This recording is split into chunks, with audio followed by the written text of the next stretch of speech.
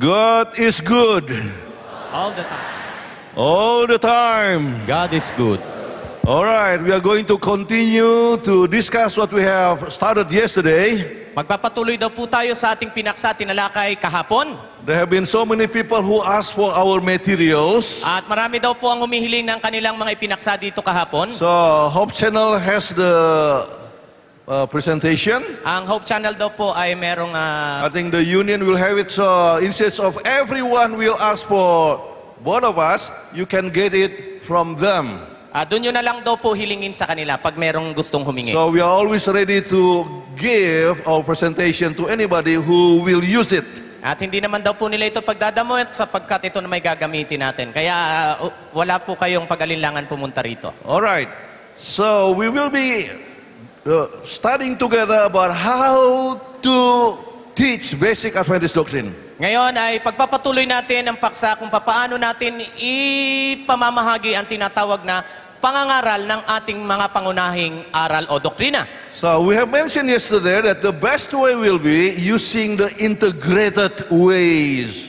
Ang pinaka-bisa daw po ay yung tinatawag na gagamitin natin ang pinagsama-samang kaparaanan kung paano mangaral. But remember, Jesus has to be the center of the message. At lagi daw natin aalalahanin na dapat si Kristo ang laging nasa puso, nasa sentro ng bawat doktrina o aral na ating If you are going to present, if you are going to present the commandment of God before Jesus, at kung inyo daw ipangangaral ang 10 utos ang kautosan ng Diyos bago si Jesus, they will be powerless. magkakaroon daw po ito ng walang bisa. It is important At napakahalaga daw po to put Jesus as the center of our message. na ilalagay natin palagi si Kristo na siyang pinakapuso ng ating mga pabalita. And we mentioned also yesterday how important it is to consider the people as a holistic being. At muli, alalahanin natin ang tinalakay natin kahapon na dapat alalahanin daw natin ang kabuuan na pangangailangan ng sangkatauhan. Everybody have physical, mental, spiritual, social, emotional being. At lahat daw po ay talagang meron ng ganitong bagay, pisikal, ang ating damdamin, ang ating kaisipan, ang ating pakikipagkapwa, at ganun din ang ating espiritual na kalagayan. Well, we mentioned about the rationale yesterday. At nabanggit daw doon po kahapon, We discussed that man is a holistic being. na ang tao nga daw po ay binubuo ng kabuuan. We discussed about the method of Jesus. Jesus always deal with people sometime to meet their physical needs, spiritual needs, or social needs. At kagaya ng ating napaksa kahapon, ang ating Panginoong Kristo ay inaabot lagi ang pangangailangan ng tao, depende sa kanyang pangangailangan. Maaring physical, emotional, spiritual, at ang mga nabanggit na So bagay. Jesus always meet the need of the people. Kaya laging inaabot o ibinibigay ng Panginoon ang pangangailangan ng mga tao. And then we need to involve as many people as possible. At kinakailangan daw makasamang kung marami, mas maganda. Then that one is so vital Pero hindi pa daw po yun ang kahulihan ng ating pag-aaral. because everybody has something to offer. At sapagkat kinakailangan lahat daw ay merong ibinibigay o gustong ibahagi. Even children have something to offer. At ang ating, again, Yes, even children have something to offer. maging ang mga kabataan daw, mga bata ay merong gustong ibigay. Okay, ladies, men, and senior citizen like us still have something to offer. Bata, matanda, ay may asawa o wala, may ngipin o wala, lahat ay may gustong nais ibahagi. All right, before we go further, how bago to tayo use magpatuloy, health, how to use health, let me give you one more examples how we need to meet the need of the people. Halimbawa daw po ulit kung paano natin mapupunan ang pangangailangan ng ating kapwa. And this time, I'm going to use this example of meeting social needs of the people. At ngayon ang atin daw pong pag-uusapan ay yung pangangailangan na sosyal o pakikipagkapwa ng ating mga kapwa-tao. Well, some years ago, I was serving as Vice President of Academic Affairs of Indonesia Adventist University. Noon daw pong mga panahon na yon, siya daw po ay Vice President ng Indonesia Southern University. And there was one student. At mayroong isang estudyante. Actually, he would like to register. At iniisip niya na gusto sana ito magparehistro o magpatala. And then he was disappointed. At siya po ay nanlumo. Because when he went to the cafeteria, Sapagkat nung pumunta siya sa cafeteria, there was no meat. Wala daw pagkain. no fish, Walang karne, walang isda. no shrimp. Wala daw hipon. Oh, he said, I cannot stay in this campus. Hindi ako pwedeng magtagal sa campus na ito. So he planned to leave to go back to Jakarta. At pinanukala niya na umalis at bumalik sa Jakarta. So I met to see him. At gusto niyang makita itong estudyanteng ito. You know, if you like to be successful, you have to stay. At sabi niya, kung gusto mo maging matagumpay ka, dapat manatili ka. You need how to discipline yourself. At kinakailangan mong disiplinahin, matutunang disiplinahin na iyong sarili. And I can see that he is a very sociable person. At nakikita niya naman na ang batang ito ay talagang mahilig So I makipagkapwa-tao. become his friends. At siya ay naging kanyang kaibigan. So we always meet together. At madalas po kami nagsasama. From time to time, we invite him for dinner, At madalas inanyayahan na kumain ng have hapunan. Bible study. At nag-aaral ng Biblia. 1 year has passed. 1 taon ang nakalipas. He was able to stand. He was able to stand in the school. Siya po ay nanatili doon In sa fact, he was so actively involved in various students' activities. kung saan ito ay nakisali sa iba't ibang gawain ng mga estudyante. Second year, Pangalawang taon, third year, pangatlong taon, fourth year. pangapat na taon. You know, we always try to bring him for baptism. Lagi daw po siyang sinusubukan na siya'y pabinyagan. We are good friends. Sapagkat tayo mabuting magkaibigan. But anytime he was persuaded, but he always said no.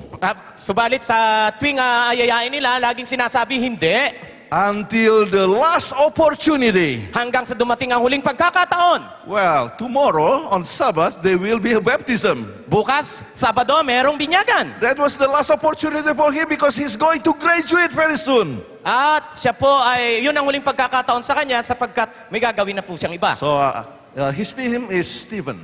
Ang kanyang pangalan daw po ay si Steven. Stephen, Tinanong let's niya, go to Bandung. So we travel, because I had to do some business in Bandung. So we spent together for 4 hours. At sila doon sa lugar na yun at sila ay nagsama sa loob ng 4 na oras. And I said, you have studied for 4 years. Ikaw ay nag-aral dito ng 4 na taon. You got A's from Bible doctrine. At ang iyong mga grado ay puro halos A doon sa mga subject na may kinalaman sa Biblia. Is there any question May tanong ka pa ba? about the teaching of the Seventh-day Adventist Church? Patungkol sa mga aral na tinatanggap ng Seventh-day Adventist Church? No, I don't have any question. Sabi niya, wala na akong tanong. It means you are ready for baptism tomorrow. So handa ka ng binyagan bukas? No. Hindi pa rin. So I try to mention also my experience. At sinikap niyang sabihin ang kanyang mga karanasan. You know, I'm also like you. Kagaya mo rin ako. We come from Chinese family. Galing din ako sa Inchik na pamilya. And then I have chosen to be a Seventh-day Adventist. At pinili kong maging isang Seventh-day Adventist. And then I have become a very happy person. At ako'y naging mas maligayang tao. You want to be happy? Gusto mo maging masaya? Oh, yes. Oo naman. It means you're ready for baptism So handa ka tomorrow. ng binyagan bukas? No. Hindi pa rin, matigas talaga. So we try to review the doctrinal beliefs. At muling pinag-aralan ng mga paniniwala ng Do Adventist. you believe that Jesus is your Savior? Naniniwala ka ba ng Oh, Panginoon sa yes. tagapagligtas? Oo naman. Is there any question? May tanong pa ba? No. Wala pa Do rin. you believe that He's coming soon? Naniniwala ka ba na siya'y babalik na agad? Yes. Oo naman. Is there any question? May tanong ka pa rin? No. Wala pa rin. Do you believe that we have to follow the commandment of God? Naniniwala ka ba na dapat sundin natin ang kautosan ng Diyos? Yes. Oo pa rin, ang Do you sagot. have any question? May tanong ka ba? No. Wala na naman. Well, it means you're ready for baptism tomorrow. So, kinakailangan ka. Ibig sabihin, handa ka ng binyagan bukas. No. Hindi pa rin matigas talaga. For 4 hours we talk. 4 na oras na nag-usap. The answer is Ang sagot ay, yes oo, and no. o hindi lang. And no. And no, hindi lang. Okay, before we departed and before he left to the dormitories, At nung we sila prayed umalis sa together. at sila ay nanalangin, And I said, remember, alalahanin mo, when you hear God's voice, pag narinig mo ang tinig ng Panginoon, don't harden your heart. huwag mong pagmatigasin ang iyong puso. Oh, yes, sir. Opo. Oh, ready for baptism tomorrow? Handa ka na sa binyagang bukas? Oh, no. Hindi pa rin. Next Matigas. day, 5 o'clock in the morning, Alas 5 ng umaga. I have to speak for these prayer bands. Meron daw pong magsasalita siya And doon. I saw he was there. At nakita niya nandun siya. Wow, so I tried to use the words of God and pray for the power of the Holy Spirit to touch his heart. At siya daw po ay ginawa ng lahat ng mga kapangyarihan salita at ipanalangin siya sa banal na Espiritu na hipuin ang lalaking ito. And we did not know that he has prayed in his heart. At hindi natin na siya rin pala ay nananalangin sa He kanya. said, if I am being requested to offer closing prayer, Pag daw po nahilang niya yan siya, sabi niya na siya ang mananalangin na panghuling panalangin o magsasara ng panalangin. it means the Lord wants me to be baptized. Ibig sabihin, ang Panginoon ay gusto na talaga akong mabinyagan. And so Simon the presider asked him to pray. At ngayon yung presabi, sinabihan siya, ikaw ang mananalangin. So he's trembling. At siya ay nanginginig. So after prayer, Pagkatapos he manalangin, came to see me. pinuntahan ko. Oh, Pastor, kinausap- apparently I have to be baptized. Oo, pastor, ako'y magpapabinyag na. Because I pray that if I'm requested to pray, it means the Lord wants me to be baptized. Sapagkat pinapanalangin ko na kung akong mahilingan na manalangin, eh talagang ibig sabihin, ako'y magpapabinyag. that's the right choice. Oo, talagang But I still have a question. Pero meron pa rin akong tanong. How about the experience of Peter? Paano naman ang karanasan ni Pedro? Because the Lord said that we can eat everything. Sinabi naman kainin mo ang lahat, pwede na. And I explained about his case. At pinaliwanag daw po yung bahaging yun. And finally, by God's blessing, At sa panghuli, pagpapala ng Panginoon, I baptized him. pininyagan, nakuha rin mga kapatid. Praise God. That's only one half of the story. Kalahati lang daw po yun. Ako. We praise the Lord and remember, he made the decision to be baptized about 3 hours before baptism. Tandaan daw po natin ha, na nag-desisyon siya 3 oras na lang bago talaga yung oras ng And we pagbabinyag. always have that social contact. At madalas nga daw po sila nagkakaroon din ng He finished his pag-ugnayan. study. Tatapos ang kanyang pag-aaral. When he was in the Philippines to take his MBA, I visited him. Nako, nag-aral daw po siya rito, binisita rin ni Pastor. When he returned from the Philippines, I requested him to teach part-time. At nung dumating dito, kinausap na magagaturo siya ng So we still pansamantala have that social contact. para meron silang patuloy na ugnayan. And one day he came to see me. One day he came to see me. Isang araw, pumunta para makita siya. Well, you know, thank you for all your help. At sinasabi, salamat ng I lahat have ng graduated from the school. At siya ay natutuwa doon sa school na yun. And then I have been baptized. Ako ay nabinyagan. There's one more thing you have to do for me. Isang bagay na lang dapat mong gawin para sa akin. What is that? Ano naman yun? Please help me to find a Chinese Adventist girl. Hanapan mo ako ng babaeng inchik na Adventist. Meron ba dyan? Wow. I said, pray about it, pray about it. Panalangin natin yan. Papanalangin natin. According to his story, he always pray middle of the night. At nanalangin daw po siya hating gabi. And at that time, I moved to Singapore. At pumunta sa Singapore. And when I took up my furlough, At, again? I took my annual leave. Kung ano man yung sinabi, yun na yun. So I went to Pekanbaru. Pumunta daw po siya doon sa lugar na sinabi niya. And I visited our former student. At binisita nga po itong dati niyang estudyante. And then I said, well, I'd like to invite you to eat. Hanapan mo tayo makakain. Okay, but there is one lady here, a graduate of Southeast Asia Union College. At may isang babae rito na nagtapos sa Southeast Asia College. And then she's the only Adventist in the family. At siya lang ang tanging-tanging ay kaisa-isang Adventista sa pamilya. Can we visit her? Pwede ba naming bisitahin siya? I said, why don't we invite her to eat? Hindi na lang natin siya imbitahin para kumain. Okay, good. Sige, okay na So yun. we went to a restaurant together. Nako, hindi naman pala kuripot pumunta sila sa So I restaurant. asked this lady, At sinama itong babaeng ito. well, I asked her, how did you become a Seventh-day Adventist? At tinanong siya, paano ka naging Seventh-day Adventist? And she said, I come from a Buddhist families. Galing ako sa Buddhist na paniniwala.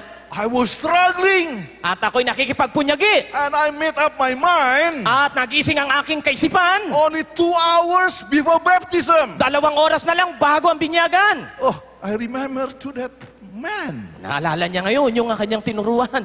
He made up also his mind in the morning. Talagang nagpasya lang siya. 3 Umaga na. hours before baptism. 3 oras bago ang... Oh, she should be good for him. Pwede na ito sa kanya. Pwede. Yeah. So I took her picture Kinodakan, DJI cam ang gamit.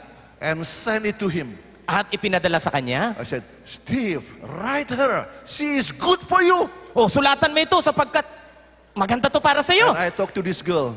Kinausap ang babaeng ito. When you receive a letter from my student, Pag natanggap mo ang sulat mula sa aking estudyante, please answer him. replyan mo kagad ha. He is good for you. Mabuti siya para sa iyo. Okay. Okay. Nagkaintindihan. And they have the correspondence together. At nagsulatan na sila. And then she asked for his picture. Nagtanong naman itong babae, duda sa itsura, kaya nagtanong ng picture nitong lalaki. I said, wow, this is the picture. Ito ba yung itsura? She was surprised why he has never asked for her picture. Na-surpresa siya pag hindi... She was so surprised why he has never asked for her picture. Kaya hindi daw niya hiningi kagad yung litrato o picture ng babae. She did not know that I have sent her picture to him. Hindi niya alam na nagpadala siya ng picture doon sa lalaki. Ito po pala may But when she pastor. received the picture, Kaya makita ang litrato, well, the pictures when he was baptized, ayun yung picture nung siya ay mabinyagan. when I was beside him, At nandun nga, at magkatabi silang dalawa. so she tried to give the picture, to show the pictures to the mother. At pinakita nga doon yung litrato doon sa nanay nitong babae. And the mother looked at the picture. Pinitsurahan maigi. Oh, this one is good. Okay na ito, pasado. And she pointed my picture. She pointed my picture. Tinuro yung kanyang mukha sa litrato. Oh no, he's married. Hindi siya pwede, may asawa na yan. This one. Ito na lang. Anyway, they have the correspondence together, and one day, Isang araw matapos ang kanilang mahabang pagsusulatan. after about 1 year, Pagkatapos ng 1 taon, I received their letters. may natanggap po siyang sulat. Can you officiate to? Can you come to Jakarta to officiate our wedding? Sabi ko na nga ba, ito rin ang bagsak nito. Kasala na po. Who is this person? Sino daw po ito? Well, Stephanus Suwandi Wijaya. He's an elder of the church. Siya nga po daw ngayon isang matanda sa iglesia. He's also a member of the Union Executive Committee. Siya daw po ay Union Executive Committee member po ito. And he's also a General Conference Executive Committee member. Member din po ito. Executive Committee member ng General Conference sa ngayon. And he's a member of the AWR board. AWR sa Asian World Radio natin. And he's also a member of the Hope Channel Board International. Sa Hope Channel board din member din po ito. What can we learn from here? We should not underestimate God's power. Wag daw po natin mamaliitin ang kapangyarihan ng Diyos. Be persistent in soul-winning activities. Tayo daw po ay talagang maging masigasig sa akit ng mga kaluluwa. Pray, and pray. Manalangin, at manalangin. Manalangin. Manalangin. Pray. Okay. So the more we pray, the Holy Spirit will be able to work.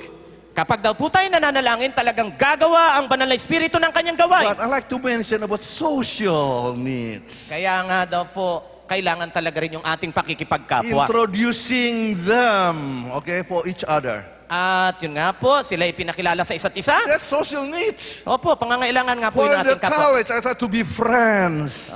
Kinakailangan talaga sa gawain na tayo'y maging mapagkaibigan. Friendship evangelism is the most powerful method in soul winning. Nako po, ang pagiging palakaibigan daw po natin ang isa sa pinakamabisang kaparaanan ng pangangaral ng pabalita ng They are Diyos. very happy now. At ngayon masayang-masaya sila.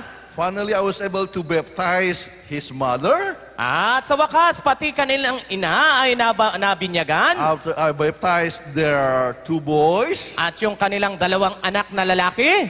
And I baptized his brother. At binigyan pati yung kanyang kapatid na I lalaki. baptized his sister-in-law. O, yung kanyang hipag, nabinyagan na rin.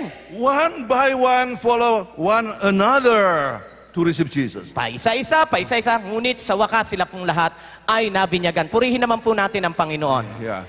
And we can see that God is working. Nakikita po natin na sa ganitong bagay, gumagawa talaga ang Panginoon. Try to see the needs of the people. Kinakailangan nating tingnan, alamin ang pangangailangan ng ating kapwa. It may be emotional needs, At maging ang kanilang pangangailangang damdamin. social needs, Pangangailangan ng kanilang or pagkikipagkapwa. physical needs, Ang kanilang pangangailangang katawan. spiritual needs. Ang kanilang spiritual na We pangangailangan. have to meet the needs of the people. Kinakailangan abutin natin ang pangangailangan ng Alright, ating kapwa. now we are going to continue what we have discussed yesterday. Pagpapatuloy natin ang ating pinag-aralan kahapon. Well, how can we present health in presenting Jesus as our Savior? Paano daw po natin maisasama sa ating pangangaral sa kalusugan ng ating Panginoong Jesucristo? The Bible clearly says, Sinasabi ng banal na kasulatan, the Bible says, in Isaiah 26 verse 4, sinasabi po dito, trust in the Lord forever, for the Lord Jehovah is the everlasting strength. magtiwala kayo sa Panginoon magpakailanman sapagkat ang Panginoong si Jehovah ay bibigyan tayo ng walang hanggang kalakasan. Trust the Lord. Pagtiwalaan daw po natin ang ating Panginoon. Is trust related to health? Ang pagtitiwala ba ay may kinalaman sa kalusugan? What Meron do you po ba? think, brethren? Do you think that we will be healthier if we trust God? Naisip po ba natin na tayo mas magiging malusog kapag tayo may tiwala sa Panginoon? Amen. Okay, in order to be more convincing, Para mas lalong kapanipaniwala, medical doctor will explain about this. eto maganda. Talagang may doktor tayong magpapatunay nito. Yes, to trust in God is our only and only strength. Ang pagtitiwala daw po sa Panginoon ay siyang tanging bagay na magbibigay sa atin ng kalakasan. When we do not trust in God, Kapag hindi natin ginagawang pagtitiwala sa Panginoon, you feel tense all over. nako, lagi kang parang at lagi kang namumroblema. Whatever challenge that you face, you feel frightened, you feel Kapag tense. may mga problema ka, lagi ka kagad natatakot. And then, as a result, At resulta niyan, the epinephrine hormone is going to be excreted. yung mga sinasabi niyang medical term, bahala na po kayo, ay talagang ito daw po'y mawawala. Because it stimulates the nerve system, the sympathetic nerve system. Kasi in-stimulate po nito ang ating mga ugat dito sa ating utak. And as a result, you have the adrenaline hormone, you have the epinephrine hormone, all goes to the system. Oh, ganun daw po. Yung mga nabanggit niyang mga hormones na yon ay talagang pumupunta daw po sa sistema ng ating katawan. At ano kayang idudulot nito? So what happened to your body when you are in the tense situation? Ano daw po nangyayari sa ating katawan kapag lagi ang isip natin ay parang laging takot? First of all, your muscles becomes very tense. Oh, yan daw pong ating mga muscles ay parang laging nagiging mahigpit at laging parang takot. Because you are preparing to run away, to fight. Sapagkat parang lagi kang gusto, naghahanda ka na tumakbo at makipagbaka o makipaglaban. So you have tension in your body. Meron kang ang tensyon sa iyong katawan. You have headache. Meron kang sakit ng ulo. You have backache. Maging sa likod, masakit din. And you walk with clenched teeth. At pati yung ipin mo, parang lagi mong pinanggigigilan. So you walk out, Ganyan ang itsura mo. because you are tense. Sapagkat tense ka nga po. And then the adrenaline output, Ito daw po ang mangyayari nito sa atin. it causes your heart to beat faster. Ayon, ang pagpintig daw po ng ating mga puso ay talagang mas magiging mabilis. And your blood pressure to goes up. Nako, tataas talaga ang iyong dugo. I just got back from Lusaka, Zambia. Dito, kagagaling na daw po doon sa lugar na kanyang binanggit. And I found out, even though Zambia is a Christian country, Bagamat Kristiyanong bansa daw po yung kanyang pinuntahan, but they don't believe that when you are dead, you do not know anything. pero hindi sila naniniwala na kapag patay ka na, wala ka na talagang alam. They believe that when you are dead, your spirit is flying here and there. Nako, paniniwala nila kapag namatay ka na rin daw, ang iyong espiritu ay palipad-lipad dyan na parang eroplano. So the experience was told that, in the cemetery, there are lots of mango trees. At doon nga daw po sa kanilang lugar, doon sa sementeryo, marami daw mga puno ng mangga. And the boys, because they are being trained not to follow the Bible, but to follow the teaching of the church. At sapagkat ang mga tao doon, mga laki, hindi tinuruan na sumunod sa sinasay ng Biblia, kundi sa turo ng iglesia. So, not trusting in God, but trusting in the pastors or in the elders of the church. So kaya ang tiwala nila wala sa Diyos, kundi sa elder o sa pastor ng iglesia. So the pastor says, be careful with the spirit. So when they rush through the cemetery, they will not walk nicely, but they run. Kaya nga daw po, pag dumadaan sila sa sementeryo, sa halip na magdandaan, sila ay nagtatakbuhan ng matulin. They even dare not pick up the mangoes that fell on the ground. Nako, pati yung manggang nahulog, sayang, hindi nila pinupulot kasi takot. So as a result, their heart pounds faster. Resulta nun, ang kanilang mga puso ay tumataboy, talang pumipintig ng matulin. But if you trust in God, in God's words, Subalit kung tayo nagtitiwala sa Diyos at sa Kanyang mga salita, you know the dead know nothing. alam nyo naman na ang patay wala nang alam kahit 1 + 1. Why should you be afraid of the dead? Paano kayo matatakot sa patay? You should be afraid of people who are alive. Tama, mas matakot kayo sa buhay kaysa sa patay. Yeah, so you just walk nicely. You can take the mango that is dropped on the water. You have a peaceful heart. Kaya nga kung ang sementeryo nyo may mangga, pulutin nyo kung nalaglag. And your heart will not bound. Para ang puso mo'y maging maligaya. Again, we need to trust in God. Kailangan natin magtiwala sa Diyos. Okay. Another thing, when you do not trust in God, Isa pa, pag hindi tayo nagtitiwala sa Diyos, what happens is your blood will clot easily. nako, ang atin daw pong mga dugo ay talagang parang magkukumpul-kumpul ng madaling kaparaanan. This is a good mechanism that God has provided in our bodies. Kung tutusin, ito daw ay magandang mekanismo na ibinigay ng Panginoon sa ating katawan. Because as you run, Sapagkat habang ikay tumatakbo, you might fall. maaari kang madapa. You might have bruises. Maaari kang magkaroon ng mga gasgas at sugat. So the blood clots easily so that you will not bleed. Ayun, ang mga dugo daw po ay nagkukumpul-kumpul para hindi ka magdugo ng marami. So again, this is very important to protect ourselves. Mahalaga daw po ito, napakahalaga nito para proteksyonan ang ating mga sarili. But if the blood clots continually and you do not fall, what happens is it will cause an obstruction of the blood vessels. Ganun daw po, kapag lagi tayong tensionado, mawawala yung mga blood vessel doon at talagang tuloy-tuloy ang dalo ng dugo. And as a result, a lot of people, because they are tense, when the blood vessel is clogged, whatever organs that is behind the obstruction will not receive food. Ayun, kapag lagi daw tensionado, kung ano man daw napipigil ang bahagi ng katawan, pagdaloy ng dugo, hindi na talaga ito makakatanggap ng mga bagay na dapat nilang tanggapin. So, as a result, when your organs does not receive any food, Kaya then your nga daw- organs will not function and will die. Ayun, kapag hindi daw po nangyari yung mga bagay na dapat, ang mga organ na to ay hindi na magtatrabaho ng mabuti at anong magiging resulta? Sila ay mamamatay. So you can get a heart attack and die. Ay kinakailangan talagang mamamatay ka. And if the organs that is behind the obstruction is the brain, At kapag ang nasa likod daw nitong organismo na ito ay ang utak, then the brain will die ang utak ay mamamatay. because the brain does not have any food. Kasi wala na siyang pagkain. So you will get a stroke. Magkakaroon ka ng stroke. Okay. So again, this is all because of tension. At lahat ng ito ay nakukuha natin dahil sa pagkakaroon natin ng tensyon o laging balisang kaisipan. Especially when you have a type A personality. Kung lalo daw pong tayo mga type A personality, Have you heard people who lead out in a committee and there was fighting and other that ploop? naku, Die. narinig nyo daw po ba na maski sa church board nagsusuntukan? Again, this is because the obstruction takes place maybe at the brain or at the heart. Yun daw po, kasi maaring ang bagay na ito ay nangyari na, ang hindi pagdaloy na maigi ng ating dugo ay maaring sa puso o sa ating mga utak, kaya nangyayari ito. Yeah. Instead of trusting in God, there's no problem that you cannot solve. Sa halip daw ay dapat tayo magtiwala sa Diyos na dapat nating sabihin na walang problemang hindi kayang solusyonan ng ating Panginoong Diyos. Amen for that.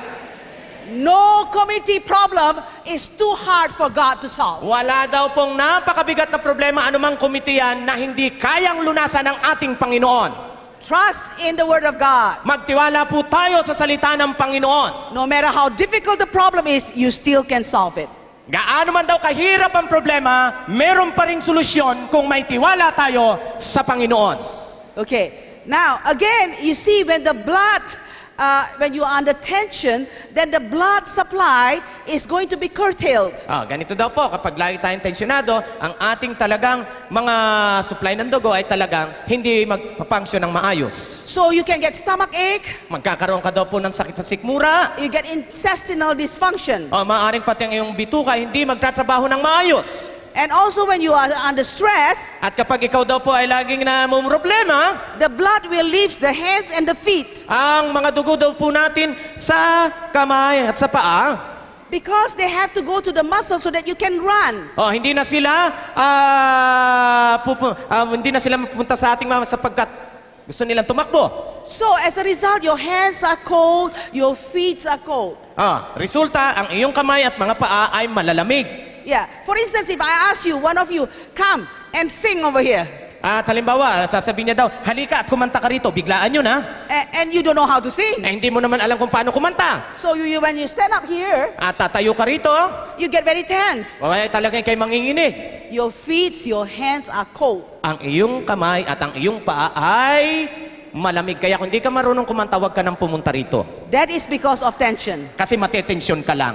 Okay. And another thing is, when you are under stress situation, At kapag isa pa daw, pag tayo nasa kalagayan na na-stress tayo, what happens is your blood vessels in the brain, ang atin daw pong mga ugat sa ating utak, it causes vasoconstriction and vasodilatation. nako, ito daw po ay parang magsasara at magbubukas sa hindi normal na kalagayan. Why? Bakit? Because again, they need the blood to go into the muscle so that you can run. Yun nga daw po. Kasi kailangan talaga nilang dugo na pupunta sa ating mga muscles para nga daw po tayo makatakbo o makakilos ng maayos. And as a result, At bilang resulta, you get migraine headache. kaya kayo nagkakaroon ng migraine at masakit nga ang ating ulo. So isn't that terrible? Hindi daw po ba'y terribling bagay, mga kapatid? Now, in the animal kingdom, Ngayon po, sa kaharian naman ng mga hayop, if they are under stress, kung sila daw po ay mga nababalisa, you know, for instance, if the goats are under stress, kapag daw ang kambing ay talagang namumroblema kasi halos wala ng damong makain, they will excrete odors of pheromone. naku po, Sweat. lalong bumabaho daw itong mga kambing na ito. So, the cows over here will, Kaya pati ang baka apektado na sa amoy ng kambing, ang baho mo naman. they can smell, that goats are frightened, are scared. Nako, nag-uusap din pala sila. Takot pala tong kambing na to eh. So it is with us. Ganon din daw po tayo. If you are under stress, Kapag ikaw daw po ay laging balis at problema, you sweat. namamawis ka. But we men always like to mask. Pero talagang yung atin, lagi tayo dapat magsuot ng maskara. Put deodorant. Maglagay ka ng tawas at kalamansi Nobody knows that you're sweating. para hindi malaman na ikaw ay nagpapapawis na ng 1 drum. But you are under tension. Pero tensyonado ka talaga. So again, we are not very transparent. Sa totoo lang, hindi daw po tayo talagang napaka-natural. That's the reason why we have so many health problems. Kaya daw po, marami tayo, yan dahil lang kung bakit marami tayong problemang pangkalusugan. And another thing, when you are under stress, Ang isa pa po doon, you need to run. kailangan mong tumakbo. So where do you get your energy? Saan mo kinukuha ang iyong lakas? It is from the sugar in the blood. Doon daw po sa mga asukal na nasa ating katawan o sa ating dugo. So the sugar behaves as a source of energy. Ang atin daw pong mga asukal sa katawan ang siyang nagpapatakbo kung paano tayo kikilos at kukuha ng ating mga lakas. So if you are under stress, the sugar is always high in your blood. Kapag daw lagi tayong nababalisa, ang ating sugar content sa ating katawan ay laging mataas. So you are prone to get diabetes mellitus. Kaya pala maraming nadya-diabetes. So again, there's so much problem. Kaya dahil nga daw po yan sa mga problema. And another thing, when you are under stress, you have an urge to always go to the bathroom. Totoo daw po yun. Kaya pala madalas gusto niyong pumunta sa mga palikuran o sa kubeta. And also, not only that, but you have the urge to go to the bathroom, not only to urinate, but also to defecate, like what you say, diarrhea. Ganun daw po. Kaya marami palang nagpupururot dyan kasi laging problemado. And this is what you call irritable bowel syndrome. Ayan daw po ang tinatawag natin kung ano may syndrome na sinabi ni Madam. I have a friend. Meron daw po siyang kaibigan In the United States. sa Amerika namin. She stayed with the landlord. At siya ay nakatira doon siguro sa kanyang amo. But the landlord is very, very fierce. Naku, napakatapang daw nitong kanyang tinitirhan. There are only two in the house. Dalawa lang sila sa bahay na yon. But the landlord said, Ang kanyang lagi, whoever takes my food. sinong kumuha ng aking pagkain? And she said, I felt so hurt. Ako'y nasasaktan kapag ganun ang kanyang sinasabi. There are only two of us in the house. Dalawa lang naman kami, sino pa ang kukuha? Kundi ako. So if she says, who takes the food? That Hey. means she's accusing me for taking her food. Oo nga, yun na nga yun. Pag dalawa lang sila, di sino pa nga ang kukuha? Di siya nga lang. But so she was very upset. Talagang siya'y lungkot na lungkot. But she needs to stay in that house. Pero sa laki ng pangangailangan, nag-i-stay siya doon. So the tension, she went to the restroom 11 times, diarrhea. Nako, karanasan yun. Laging nakakapunta siya sa kubeta 11 beses dahil sa diarrhea. And then when the doctors checked the feces, At nang i-check ng doktor yung kanyang pupo, they said there's no parasite, there's no virus, there's no protozoa. wala namang bulate rito at kung ano-ano. Then he said, you must be under stress. Sigurado ako, na-stress ka. But you know, this lady said, no, I'm not under stress. Hindi totoo yan. You know, you never can tell a lie to a doctor. Hindi ka pwedeng magsinungaling sa doktor. Yeah. So, finally, the doctor said, there's nothing wrong with your feces. So sinabi ng doktor, wala talagang mali sa iyong mga pupo. It's your mind that controls until you get diarrhea. Ang iyong utak ang nagiging dahilan kung bakit nagdadayariya ka. Finally, she said, I hate my landlord. Sa wakas sinabi niya, kinamumuhian ko ang aking amo. So finally, the doctor says, At sa wakas sinabi ng doktor sa kanya, you have two choices to make. may dalawang pamimilian ka. You stay in the house and continue to have diarrhea. Manatili ka sa bahay na yan at patuloy kang magpupo. Or O you go away, lumayas ka, find another new house, maghanap ka ng panibagong matitirhan, find another landlord that is kind, maghanap ka ng mabait na amo, so that your diarrhea is going to be stopped. para tumigil ang iyong pagpupupo. And do you know what she chose? Anong pinili niya? She chose to get out from that house. Ayun, mabuti na lang, lumayas siya kaya natigil ang pupo. And do you believe, Nantiwala ho ba kayo? when she get out from the house, Nang lumayas siya doon sa bahay na yon, not even once diarrhea. sinabi ko na nga, natigil na ang pagpupupo. Kita nyo? So again, when your mind is under Kaya nga stress, po, kapag ang ating mga utak ay talagang namumroblema, it impacts your whole body. nako, nasisira po nito ang ating buong katawan. And the worst thing is, At ang pinakamasama pa nito, if your mind is under stress, it will suppress the T cells of your body. kapag lagi tayo namumroblema, atin daw pong pinipigilan ang mga T-cells sa ating katawan. Now the T cells is like the soldier in the country. When the soldier in the country is weak, then the country can be attacked Yan by daw po, all ang mga the T-cells enemies. daw na po ito ay parang mga sundalo nating bansa. Kaya pag mahina daw po ang mga sundalo ng ating katawan, nako, madali po tayong matatalo. So as a result, Bilang resulta, then the immune system is getting weaker and weaker. yun nga po ang ating mga immune system ay talagang pahina ng pahina ng pahina. So can you imagine if this thing's going on and on, At naisip daw po ba natin kapag patuloy na nangyayari ang bagay na ito? the stressed person will suffer all the way from running nose, influenza, all the way to cancer. Nako, magsisimula po ang sakit na mararamdaman natin sa laging pagtutulo ng ating ilong hanggang sa tayo ay maaring magkaroon ng sakit na cancer. And aside from the physical problem, At bukod sa pisikal na magiging suliranin natin, we also have emotional problem ang atin din daw pong mga emosyonal na problema o suliranin. because of tension.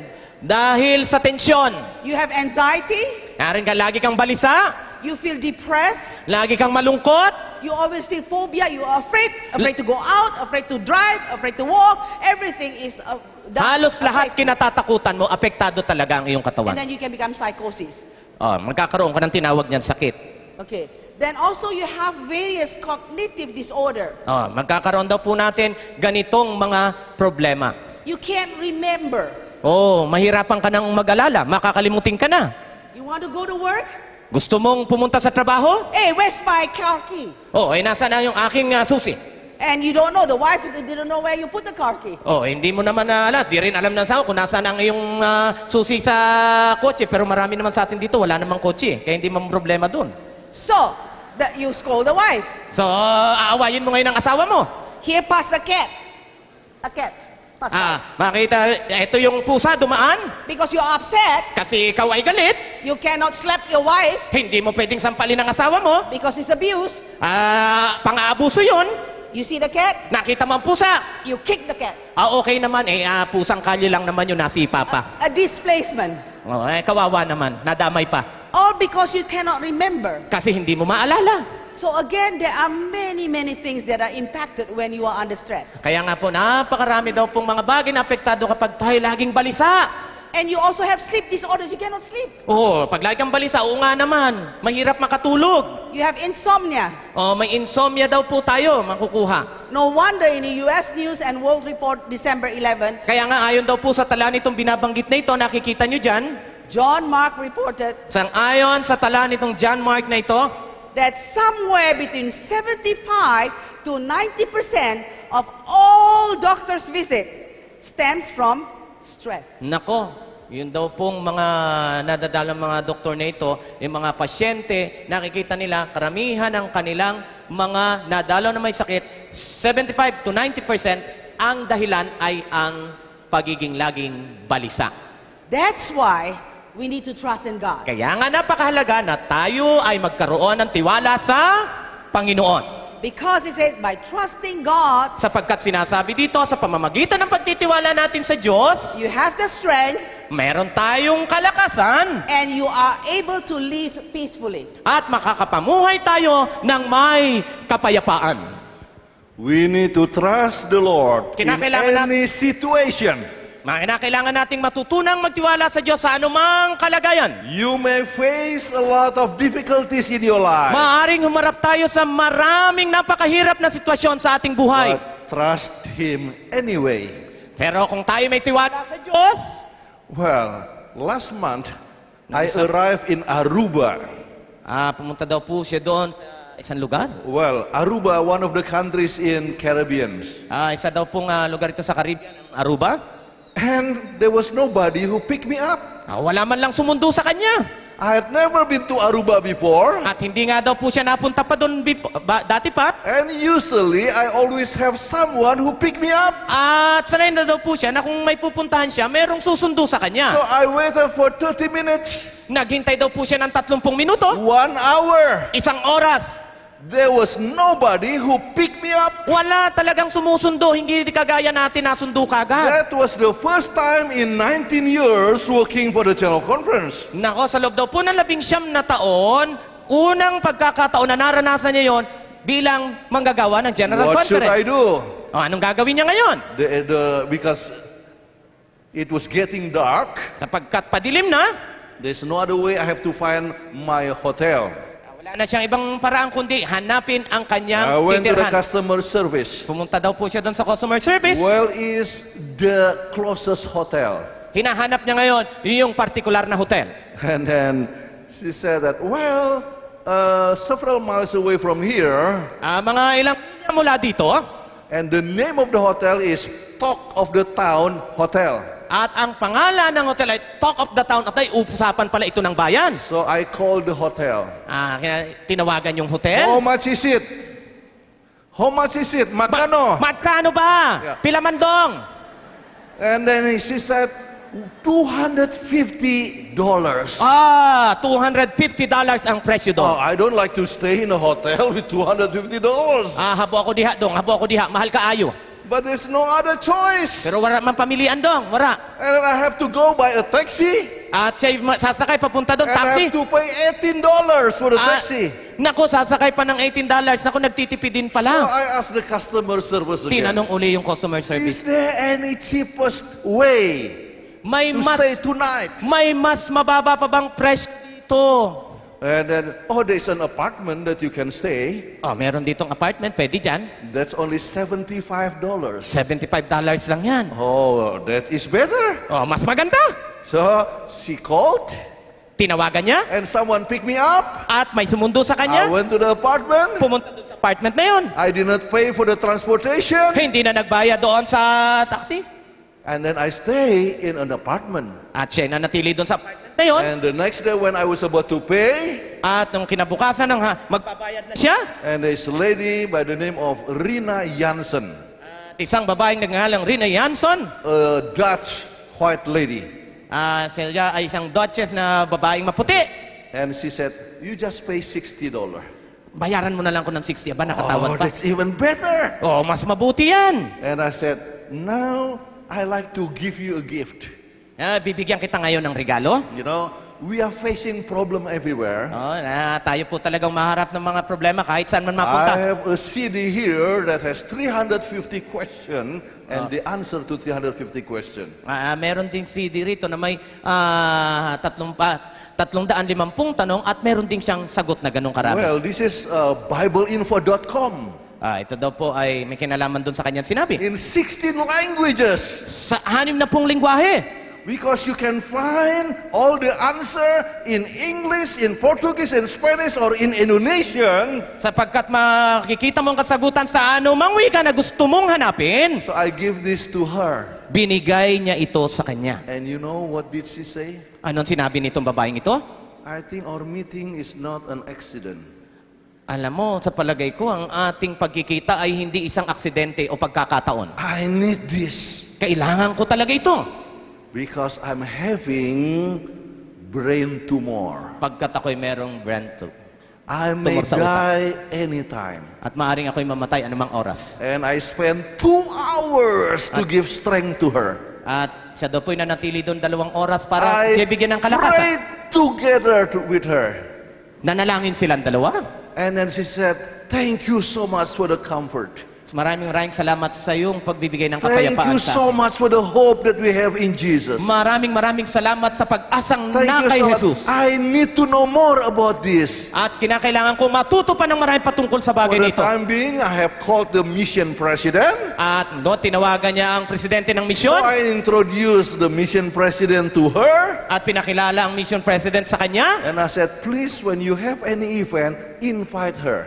Kung merong, ay imbitahan siya.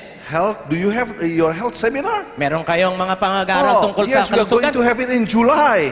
Meron tayo yan sa July. Okay, Rina, please come to the health seminar. Pumunta ka doon sa seminar ng We health. believe that you can build up your immunity. At para mas gumanda ang iyong immune system. So I was lucky because there was no one who picked me up at the airport. Kaya nga, yung iniisip niyang kamalasan nangyari sa kanya, yun pala isa pang pagpapala na walang sumundo sa kanya doon sa airport. Pero wag nating gagayahin yun. Because of that, I was able to go to an apartment and I got acquainted with Rina Jansen. At dahil dito sa pangyayaring ito, nagkakilala sila at tugmang-tugma yung pangyayari o sa oras sa pangangailangan ng babae. Trust God. Magtiwala tayo sa Diyos. In any disappointing experience, Maging sa mga bagay o mga pangyayari na nagpagbibigay kalungkutan trust sa God ating in buhay. everything.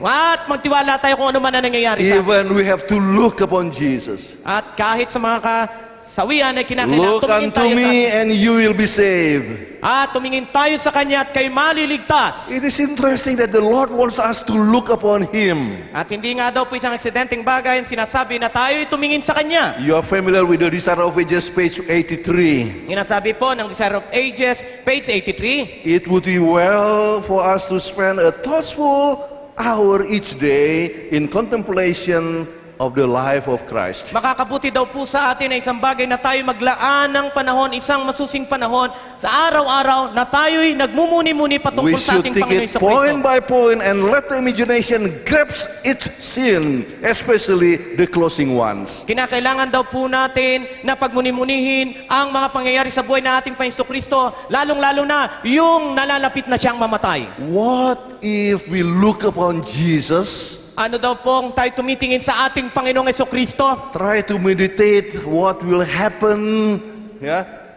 what has happened with Jesus. At atin daw pong pinagmumuni-muni kung ano nangyari sa ating Panginoong Jesus. Try to observe His sacrifice. At atin daw pong pag-aralan ng kanyang ginawang pagsasakripisyo. It says that our love will be quickened. At ang atin daw pong mamahal ay talagang mabubuhay. It says we shall be more deeply imbued with His Spirit. At kinakailangan daw po natin makita talaga ang kanyang katangian. And if we would like to be saved, At sapagkat gusto nating we maligtas, need to spend more time at the foot of the cross. kinakailangan po natin maglaan ng maraming panahon sa paanan ng krus. Look upon Jesus. Tumingin tayo sa ating Panginoong Hesus. Now we would like to see how to look upon Jesus from scientific point of view. Ngayon, gusto natin makita kung paano tayo titingin sa ating Jesucristo sa pamagitan ng sinasabi ng mga agham o mga siyensya. Actually, what has happened with Jesus? Ano ba talaga nangyari sa ating Panginoong There Jesucristo? was a study which is called the Mayo Clinic study. Mayroon pa rin pag-aaral na tinatawag bioclinic study o pag-aaral na yun. Well, let the doctor explain this. Hayaan po natin na ang doktor ang magpaliwanag nito. Yes. You know, I have really a big problem with this quotation. Meron daw po talaga siyang problema dito sa quotation na ito. Because he said, you have to grasp, you have to imagine, especially the closing events. Kasi dapat daw po talaga nating pagmuni-munihin sa buhay nating Jesucristo, lalong-lalo na yung mga huling sandali ng kanyang buhay dito sa mundong ito. That is especially when Jesus was about to be crucified and crucifixing. Lalong-lalo na daw po yung panahon ng ating Jesucristo ay ipapako na sa krus. Now, I've never seen a crucifixion. I've never seen a crucifixion. Wala pa daw po siyang nakikitang talagang pinapako. You in the Philippines, you always have the crucifixion, Yes, right? yes, yes. But we from Indonesia, you know, I have my friends here from Indonesia. We have never seen a crucifixion. Wala daw po silang nasasaksihan ganon. Sa Pampanga, marami niyan. So how can we really grasp the situation point by point? Pero paano natin daw mapagmumuni-muni yung ganong sitwasyon o pangyayari nang talagang tayo po ay makapagmumuni-muni ng maayos? So I went to the Mayo Clinic research. At pinunta niya daw po itong pag-aaral na ito doon sa tinatag na bioclinical research. And this is what I'm going to tell you. Ito daw po ang sasabihin sa atin. First of all, before a person is crucified, they will scorch a person. Bago daw po ipako talaga yung tao noon, ipapako ay ito'y kanilang lalatiguhin, hahampasin. Now, he said flogging was a legal preliminary to every Roman execution, and only women and Roman senators or soldiers were exempted. Yan ito. Ang nga daw po doon, tanging bubugbugin ka muna, papaluin ka muna, lalatigin ka muna, bago ka patayin, legal yun sa kanila. At tanging ang mga hindi kasali dito ay ang mga babaeng Romano, maging mga senador na Roma at maging ang mga sundalo. Jesus was not a Roman senator. Jesus was not a woman. So Jesus has to be flogged. At dahil nga ang ating Panginoon Kristo ay hindi sundalo, hindi senador at hindi siya babae, kinakailangan siya talagang bugbugin muna, hatawin muna, hampasin muna bago siya ipako sa krus. And what are the instruments? Ano daw po bang ginagamit ng mga instrumento sa bagay na ito? This is a usually short whip or flagrum. Ito daw po ay isang uri ng latigo. And it has several single or braided thongs of variable lengths. Matindi daw po ang mga nakalagay dito sa latigo na ito. And then there's small iron balls. Meron daw pong mga maliliit na tingga na bilog. And sharp pieces of sheep bones. Meron daw pong mga buto-buto na talagang matutulis. And they were tied on intervals. Tinatali daw po, nilalagay ito palit-palitan. And as the Roman soldiers struck the victim, at kapag ang Romanong sundalo ay lalatigo niya ang biktima, so the iron balls will cause deep contusion. Itong bakal na panghagupit nito ay talagang magdudulot ng masakit sa katawan. And then you can see the sheep bones will cut the flesh. Makikita daw dahil sa latigong ito, bago itaas uli ibalik, ay makikitang talagang sinusugatan nito ang mga laman ng taong nilalatigo. And as a result, blood will come out. At dahil nga doon, maglalabasan talaga ang mga dugo sa katawan ng tao. Now, let me tell you this. At sasabihin daw po, makinig tayo maigi. If they flog slowly, kung ito'y papaluin nila ng dahan-dahan, then the blood will not come out profusely. Hindi lalabas ng tuloy-tuloy o marami ang dugo. So the victim will die longer at the cross. At ang biktima ay matagal na maghihirap o mamamatay doon sa krus. But when they beat real hard, at once the blood will profuse. Pero kung kanila itong lalatigin ng talagang malakas, talagang lalabas ng matuli ng dugo. As a result, At resulta, the victim will go into shock. ang mga biktima ay talagang masyasyak. And if the victim goes into shock, At kapag ang biktima ay nasyak, the victim will die faster in the crucifixion. mamamatay ng madali ang biktima doon sa krus. Okay, this is the way how they flock. Ganito, papaano nila ipinapalo? So they tie the victim on a pole, Tinatali muna sa kahoy ang biktima and then they start beating. at doon nila pinapasimulang latiguhin ang biktima. Oh, when I read that, I cried. At nung mapansin niya daw po ito, mapagmuni-muni talagang hindi niya maiwasang mapaiyak. Jesus, you suffered for me. Ang ating Panginoon Kristo ay naghirap, nagbata para sa atin. You are a sinless person. You Siya- died for me. Ang ating Panginoon Kristo ay hindi makasalanan ng tao, subalit namatay para sa atin. I can imagine Jesus was just hugging there, but he just have to stand until all the flogging is being done. Hindi niya daw po mapag-isip-isip ng ating Panginoon Kristo ay nakatali ng ganon sa kahoy, pero kinakailangan niya manatili doon para mamatay sa ating mga kasalanan. And remember, the night before, he was praying in Gethsemane. At naalala daw po natin na bago mangyari ito, gabi noon ay nananalangin siya sa Gethsemane. He did not sleep the whole night. At halos di nga po siya nakatulog ng buong gabi ng panahong yun. So he was very, very tired. Talagang sa mga panahong yun, alam naman natin na kapag puyat tayo, ay talagang pagod tayo kahit walang And ginagawa. in this kind of condition, At dahil sa ganitong kalagayan, he was tired. He was having hypothalamic shock because of the bleeding. siya po ay pagod at nagkaroon pa siya ng ganitong kalagayan at patuloy na nagdudurugo ang kanyang mga katawan. Then he was asked to carry the crossbar. At pagkatapos ay hinahilingan pa siyang pasanin ang kanyang krus. Now, according to the Mayo Clinic, Sang-ayon dito sa pag-aaral na ito, the crossbar is about 75 to 125 pounds. ang crossbar daw po ay tumitimbang ng 75 hanggang 125 libra. But the whole cross, the crossbar and the cross is about 300 pounds. Pero ang buong krus ay nagtitimbang ng 300 libra o halos mahigit kumulang 160 kilo. Can you imagine? He was under the condition of hypothalamic shock. He was asked to carry such a heavy burden. Nakikita niyo daw po ba yung mga sitwasyon na yon?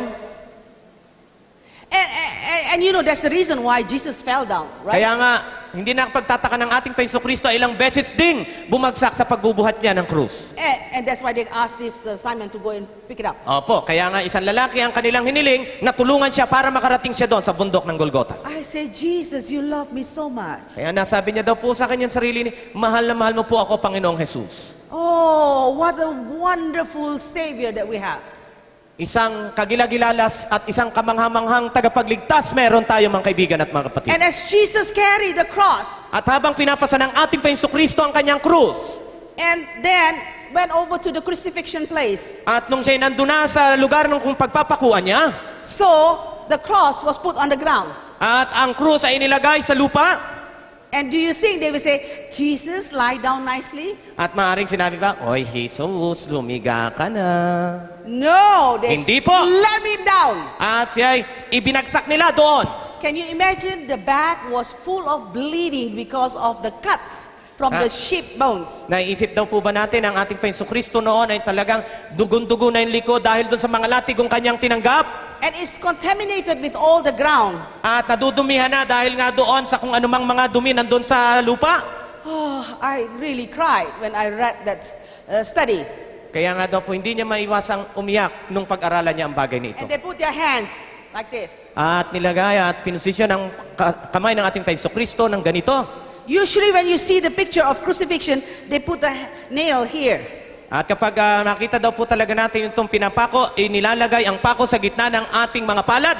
But that's not true.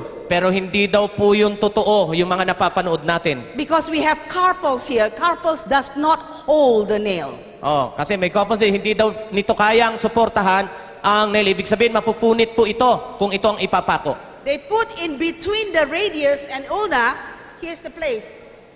At dito daw po ipinapako, hindi sa gitna, dito sa bahagong ito. So, because there's radius, it will hold the crucified person longer. O, daw po, pag dito ipinako, talagang pwedeng magtagal ang ipinapakong tao. And they have 5 to 7 inches long nails. Nako, ang lalaki po ng pako nun, hindi kagaya na nabibili natin pako ngayon, ha? Because if you have a small nails, it will not O, hold. kasi kung maliit nga daw po, Victim. hindi nito kakayanin. Oh, I said. And you know, over here, that's what you call the nerve, medianus nerve. Oh, Median dito, nerve. Dito daw po, ang bagay na binabanggit niya at napakahalaga nitong bagay na ito. Kung pagkakalam natin, nandito rin ang ating pulso. So as they bang on it, it's so excruciating pain because the nerves is being impinged. Ito po yun, kapag dito ka pakuin, talagang masakit sapagkat talagang nandito ang halos lahat ng mga ugat na nananalaytay.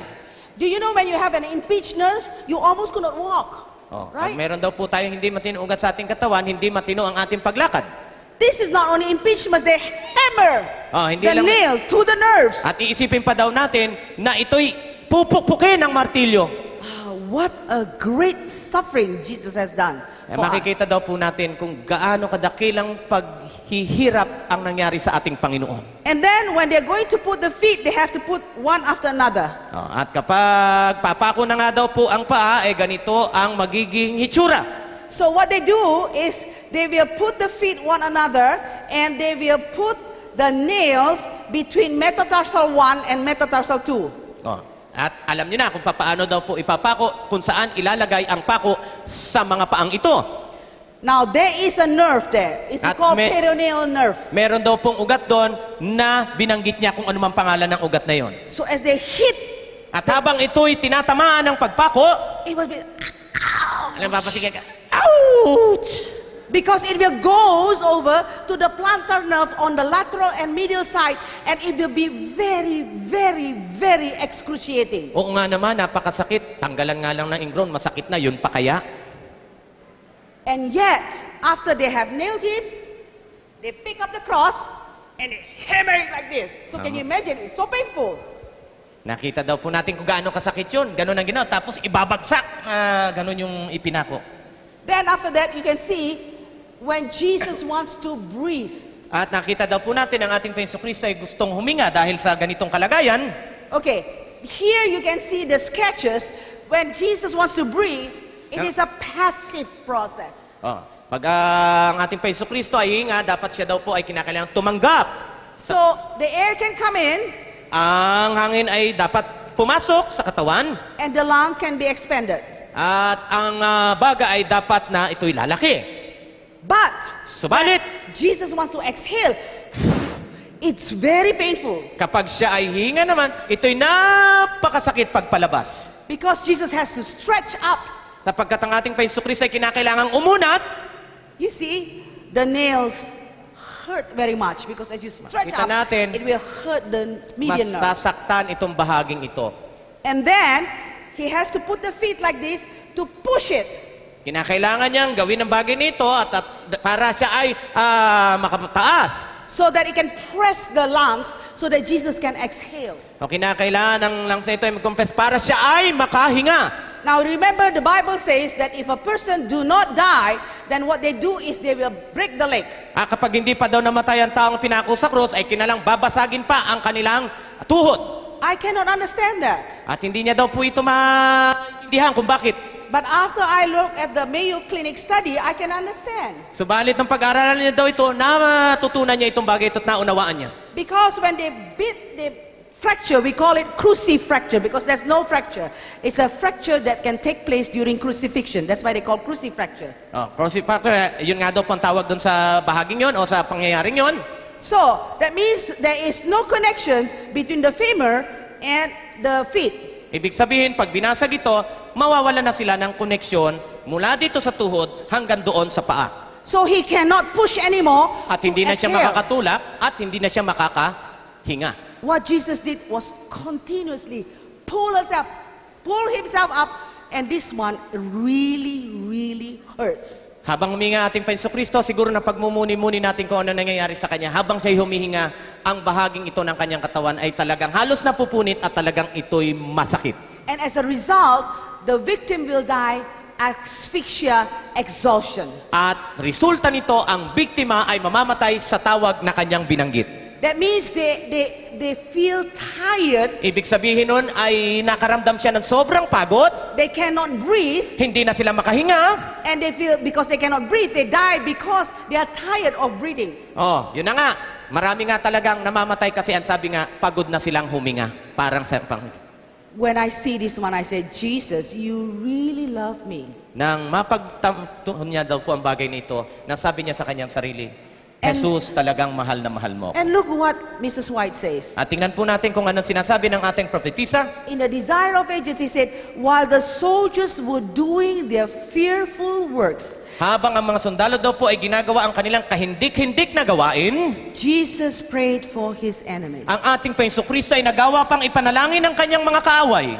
Father, forgive them, for they know not what they do.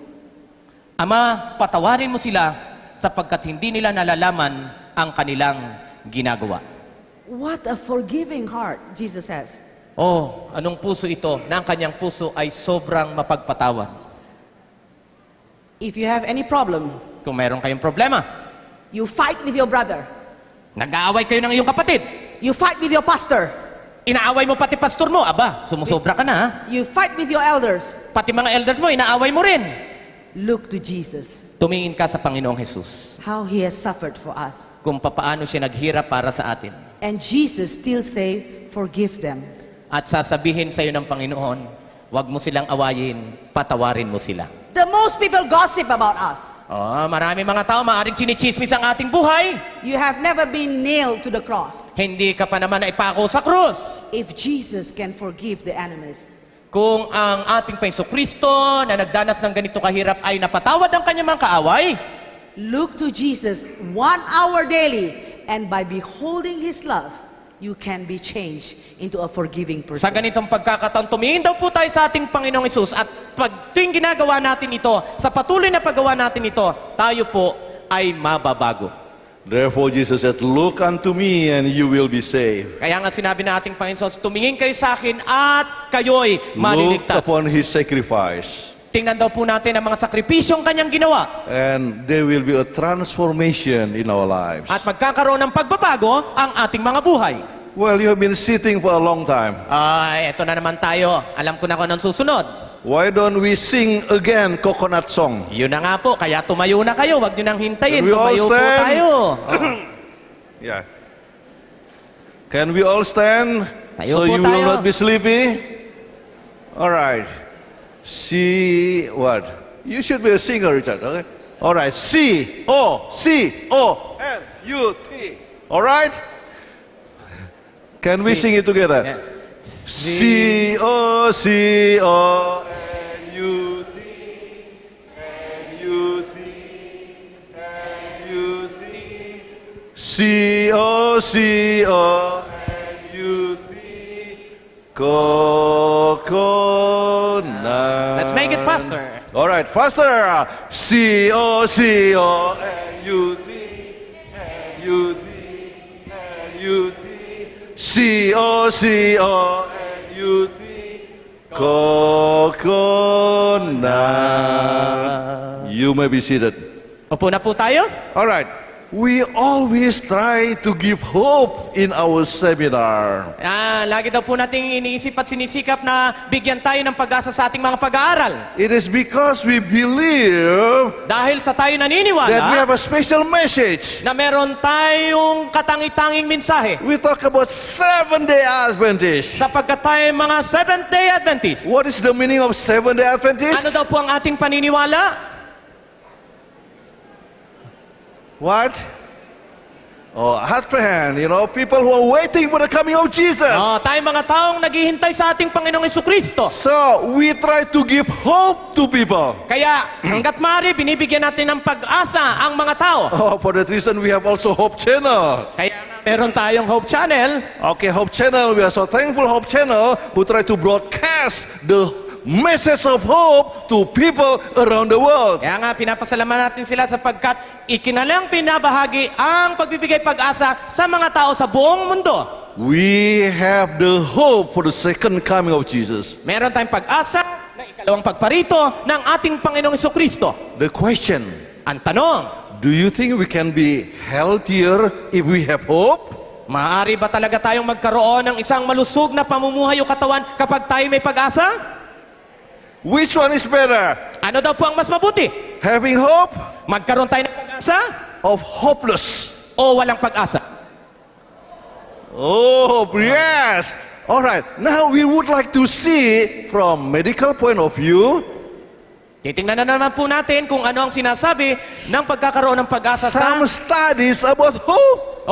patungkol sa mga pag-aaral ng mga taong may pag-asa at malaking pag-asa sa In kanilang this buhay. way, we can bring hope to people. At sa pamamagitan nito tayo makapagdadala ng pag-asa sa They sangkatauhan. will be good for their physical, mental, and spiritual health. At ito'y magiging mabuti para sa lahat sa pangangailangan ng spiritual, physical, emotional, at ang nabanggit na mga bagay. Okay, usually when we want to find something, we Gusto niyo daw always, po bang makakita ng mga bagay tungkol we dito? always do it with the animal first. Titingnan daw po ito, sinusubukan muna ito sa mga animal o sa mga hayop. So this was a study that was done in a behavioral science experiment. Ito daw po ay pag-aaral tungkol sa kung ano nagiging ugali ng mga hayop dito sa eksperimentong ito. So what they did is they put the rats on a tank that is very slippery.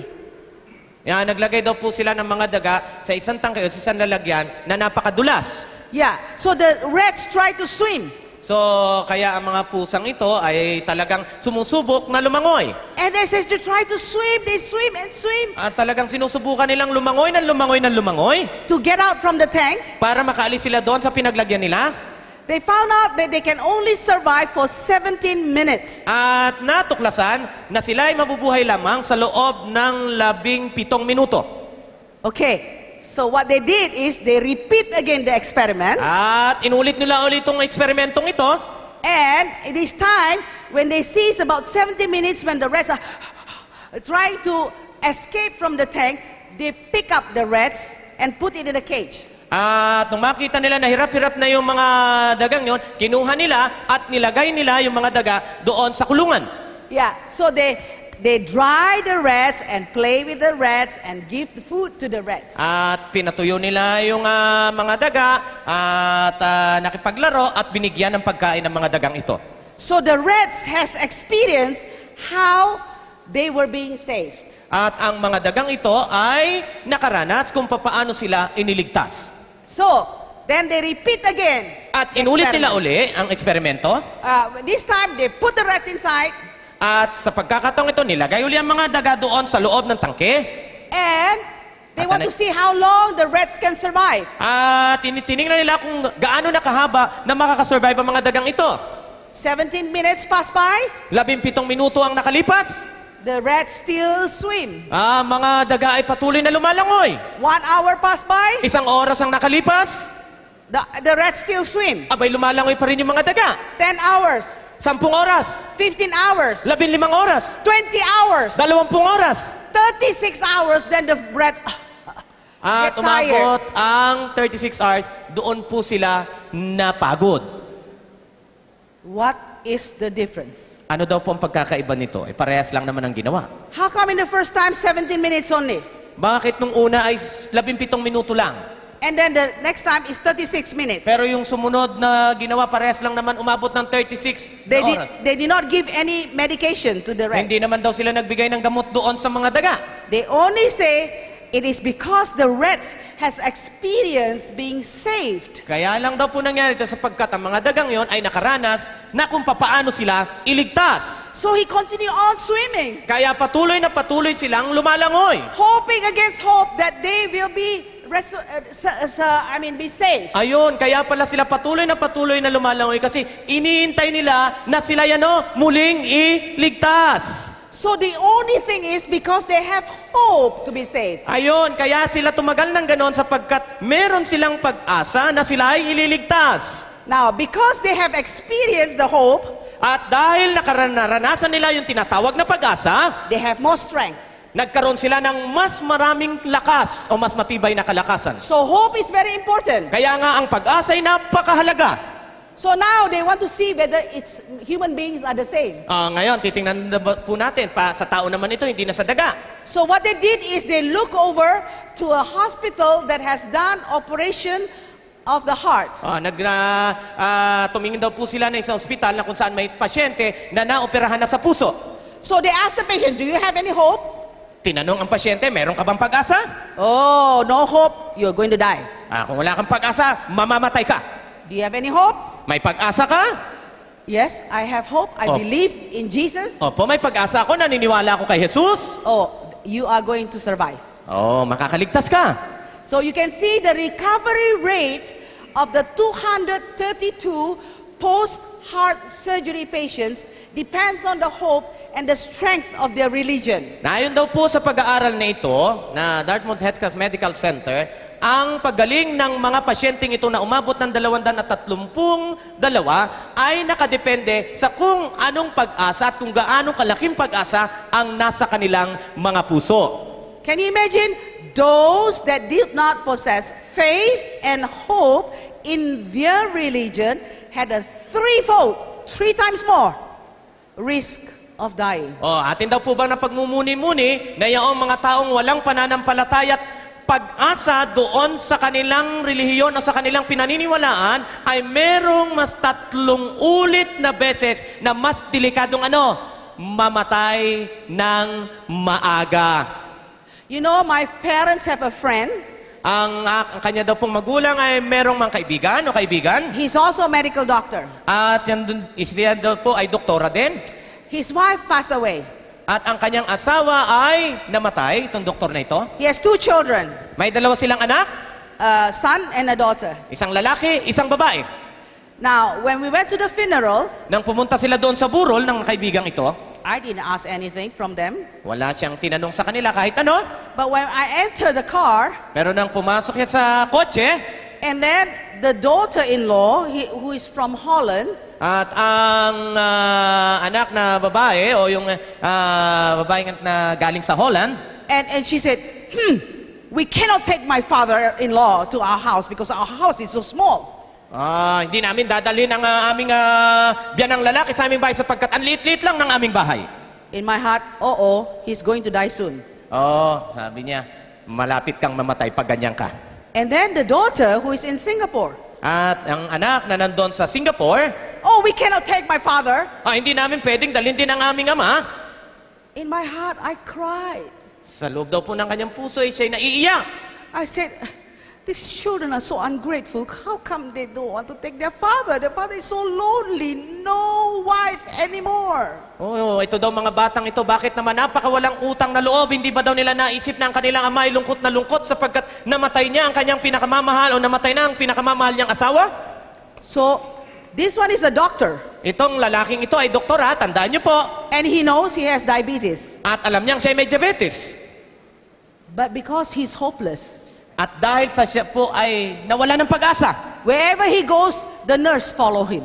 saan man siya pumunta, may kasunod na nurse. No son, no daughter. Walang anak na babae, walang anak na lalaki. So, because he feels hopeless, he doesn't care to take care of himself. At dahil wala na nga po siya, wala siyang pag-asa, wala na siyang pakialam kung ano man ang pwedeng mangyari. He ate a lot, Kumain siya ng kumain ng marami, and his sugar plopped high. at talaga naman umakyat ng napakataas ang kanyang sugar, blood sugar.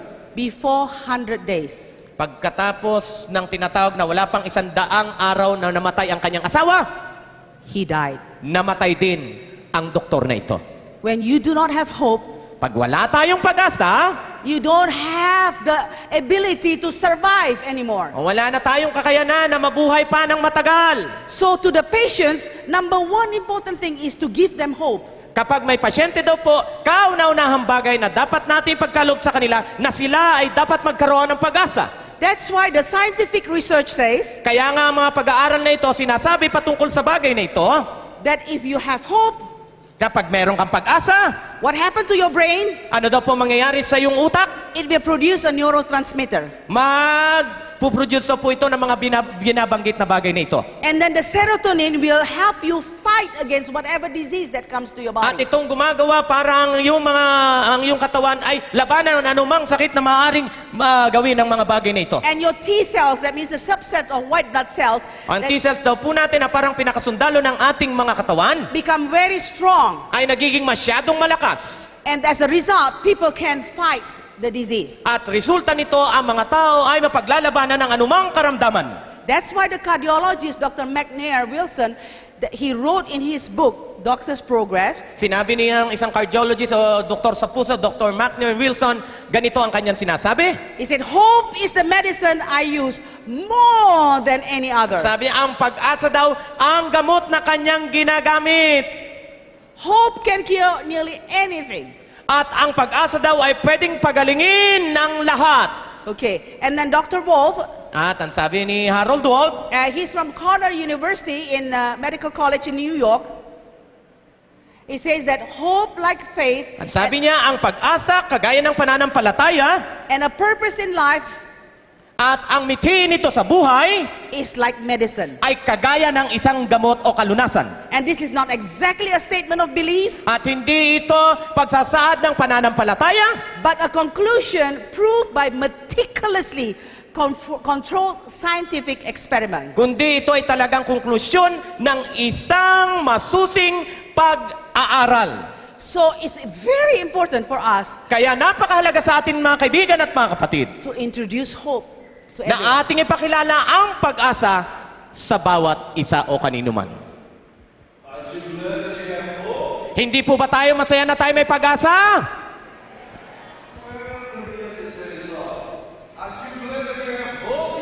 Masaya ba tayo na pag-asa tayo kay Jesus? You know, I read James Dobson's book, May nabasa daw po siyang libro patungkol dito kay James Dobson. and he said that those who are hopeless, Sinabi niya, yaong mga walang pag-asa, they will die within 18 months. mamamatay sila sa loob ng 18 buwan. Aba, 1 taon at kalahati lang ito. Although you may face a lot of difficulties in your lives, Kaya ang nais na po natin, mga kahirapan sa buhay, keep hope in Jesus. magkaroon daw tayo at panatilihin natin ang ating pag-asa sa ating Panginoong Yesus. Why don't we read together? Let not your heart Basahin daw po natin sabay-sabay. Let not your heart be troubled. You believe in God, believe also in me. In my Father's house are many mansions. If it were so, I would have told you. I go to prepare a place for you. And if I go and prepare a place for you, I will come again and receive you to myself, that where I am, there you may be also. despite the fact that we face difficulties. Sa kabila na tayo ay humaharap sa mga kahirapan sa buhay, Sometimes we are really so full with sorrows. madalas na talaga tayo nakakaranas ng tinatawag na kalungkutan. Remember our hope in God.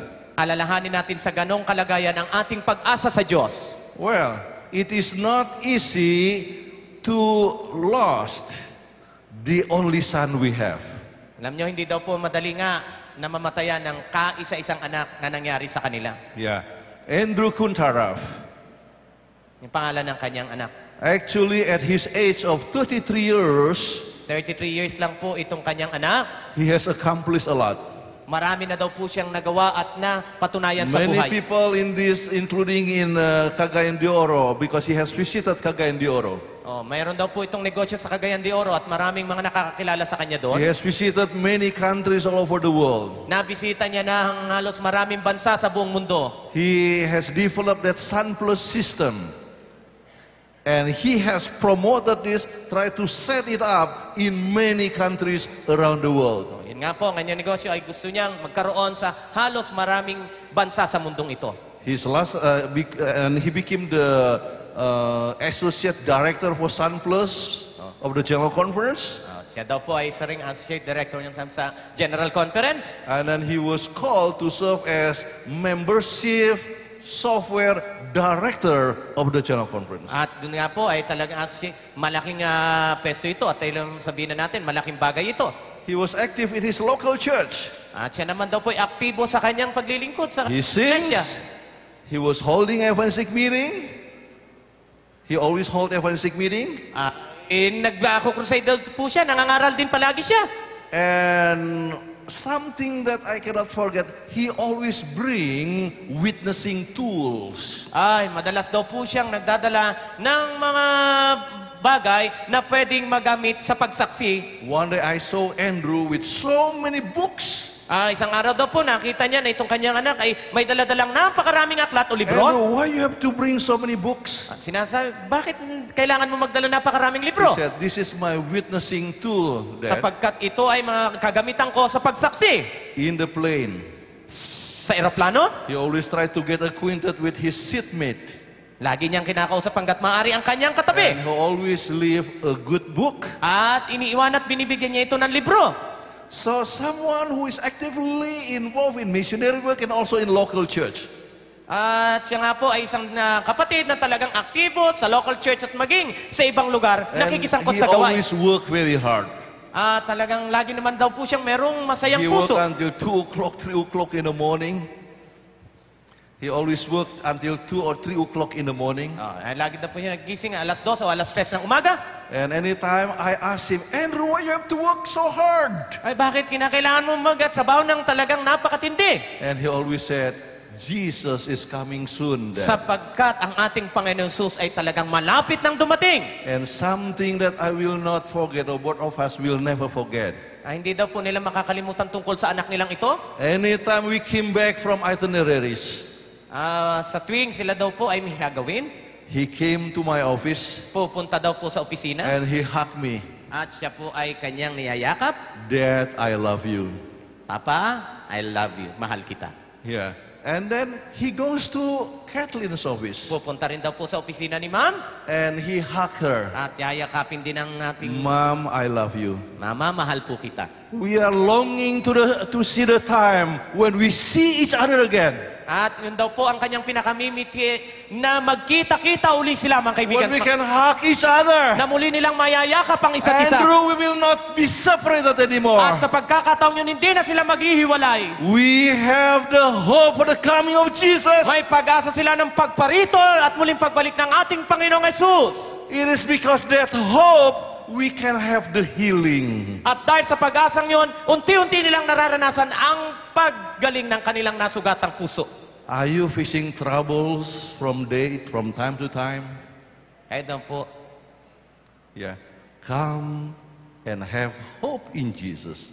hali daw po tayo at magkaroon ng pag-asa sa ating Panginoon Kristo. It is the hope in Him Ang ating pag-asa sa Kanya that give us healing. ang nagbibigay sa atin ng kalunasan sa ating karamdaman. We have never thought that Friday afternoon, Hindi natin iniisip na sa Biyernes ng hapon, Andrew worked on Friday. ang kaalak nilang Andrew na ito ay nagtatrabaho ng And Biyernes. he met with one of our workers. Andrew, why you have to work on Friday? Andrew, bakit kinakailangan mong magtrabaho ng Biyernes? And he said, At sinabi niya, well, we have to work while it is day because night is coming while we cannot work. kinakailangan magtrabaho natin habang umaga pa sapagkat darating ang gabi na hindi na tayo pwedeng magtrabaho. And the next day, At kinabukasan, he went with his car to visit his friend. pumunta siya, sinakyan niya ang kanyang sasakyan at bibisitahin niya ang kanyang kaibigan. And his friend invited him to go to visit another friend. At gustong-gusto niya pang bisitahin uli ang iba pang kaibigan niya.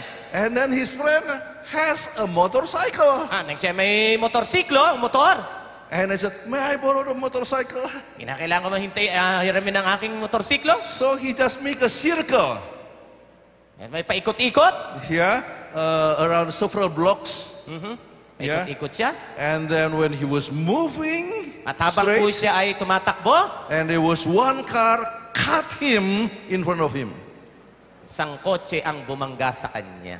And he died instantly. Doon po pala siya namatay bigla sa While lugar. his friends were waiting. At ang kanyang kaibigan nga po, nung pagkakataon yun, naghihintay. Why Andrew did not come? O bakit hindi na dumating si Andrew? And then we tried to look around and At they habang found hinahanap that nila, he was without breath anymore. natagpuan daw nga po nila na patay na ang kanila. We are very sad.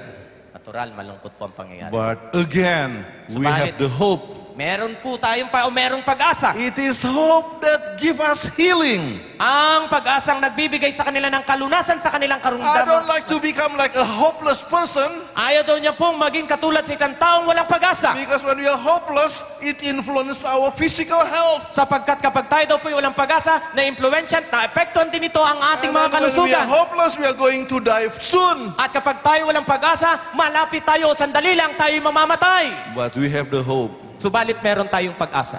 The separation is temporary. Ang paghihiwalay sa lupang ito ay pansamantala lamang. Keep looking up. Tayo daw po patuloy na tumingin sa itaas. I know there are some of you who are suffering now. Alam po natin na maaaring may ilan sa atin dito na nagkakaroon ng You may kahirapan sa just ngayon. lost your loved ones. Maaaring namatayan na tayo ng mga mahal sa buhay. You may have lost your spouse Maaaring iniwalayan ka ng iyong asawa or your child o ng iyong anak na or walang your father, your katamatayan mother. o ang iyong ama't ang ina. Keep having hope in Jesus. Magkaroon tayo at manatiling magkaroon tayo ng pag-asa sa ating Panginoong Hesus. He is coming again. Sapagkat siya'y muling darating. And we will be together with Jesus and also with At our loved ones. tayo'y magsasama-sama na sa Panginoon at ng ating mga mahal sa buhay. May this hope be with us Sana'y ang pag-asang ito'y nasa atin now and forever. ngayon at magpakailanman. All right. Now, I think there's one more thing that we need to give. All right. Isang bagay pa daw po, Yeah. Health in the doctrine of the sign of His coming. kalusugan daw po, paano natin ikukonekta sa mga tanda ng ikalawang There pagparito are ng many Panginoon. things that we can discuss here. Marami daw po tayong pwedeng pag-usapan But dito. remember, the Bible says that one of the signs of the coming of Jesus, that there will be pestilence. Isa daw po sa mga palatandaan bago dumating ang ating Panginoon Kristo, alalahanin natin na magkakaroon ng mga tinatawag na peste o mga salot. Actually, several verses after this, after Luke 21, verse 11, it mentions about people are afraid of the wave of the sea. May dito daw po sa talatang ito, natatakot daw po ang mga tao doon, mga alon ng dagat.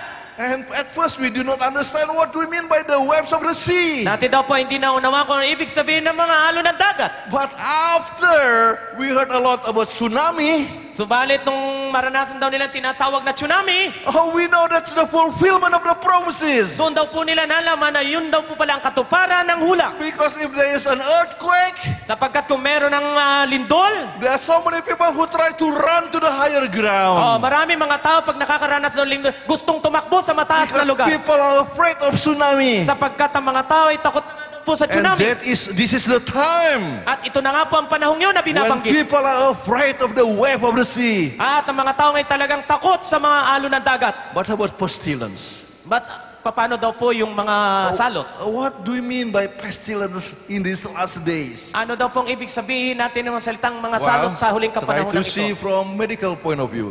Pakikinggan na naman natin sa pananaw ng isang doktor. Yes. When we say about pestilence, then a lot of people think it was smallpox as a pestilence, Maaaring nisip daw natin ang mga peste o salot ay smallpox ang tinatawag, or cholera, o cholera, or dysentery, o itong mga binabanggit or na, leprosy, o kaya ketong, or typhus, o typhus, or AIDS. o itong AIDS na binabanggit. But you know, smallpox, cholera, dysentery, leprosy, typhus, they have already medication. Alam niyo daw po ba na itong mga nabanggit na ito ay meron na daw pong mga kagamutan para sa kanilang mga karamdaman? But not for AIDS. Subalit dito, maliban sa AIDS, wala. Yeah. You need Oris Howard, the Health Secretary of the United States. Sinasabi po itong Oris Owen, ang isang health secretary ng Amerika, It says Black Death, the pestilence which struck Europe and killed 25 million people, will be nothing compared to the victims of AIDS. sinasabi daw dito itong Black Death na ito na tinuturing na peste doon sa Europa noon na umabot ng 25 milyon ang pinatay ay magiging sisiw daw po ito. Wala ito kumpara sa mga mabibiktima nitong peste na tinatawag o salot na AIDS. So we know that AIDS is the really condition that demonizing the whole world today. Ito daw pong AIDS na ito ang isang peste o salot na tila sakit na talagang masasabi natin sakit na matatawag nating napakasama.